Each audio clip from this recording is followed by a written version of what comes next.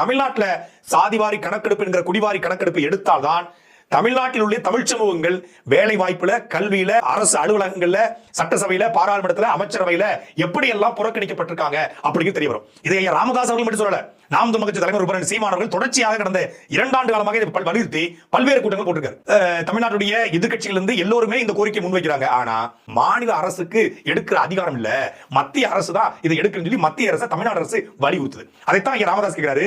அப்பாவுக்கு சொல்லியானாங்க 10.5. இது எங்க நாடு, எங்க பூமி, எங்களால வளர்ந்தது, எங்க மண்ணு, உனக்கு இங்க என்ன வேலை? உங்ககிட்ட போய் நான் 10.5 நான் கேட்கணுமா? எனக்கு அவமானமா இருக்கு. உன்ன போய் கோட்டையில நான் சந்திக்கணுமா? எனக்கு அவமானமா இருக்கு. சாதிவாரி கணக்கெடுப்பு நடத்தணும்னு உங்ககிட்ட கேட்டா நீ மத்திய அரசு அதுக்கு நீங்க முதலமைச்சர். தமிழ்நாடு அரசு நினைச்சா பாஜக கண்ணில் விரல விட்டு ஆட்ட முடியும். 40 பார்லிமெண்ட் உறுப்பினர்கள் பெரும்பான்மை ஆட்சி, 240 கூட்டணி கட்சியுடைய பார்லிமெண்ட் உறுப்பினர்கள் இருக்கும்போது ஒரு மாநில அரசு ஏன் இந்த சாதிவாரி கணக்கெடுப்பை எடுக்க உட்படலங்கிறதா ராமதாஸ் கேள்வி.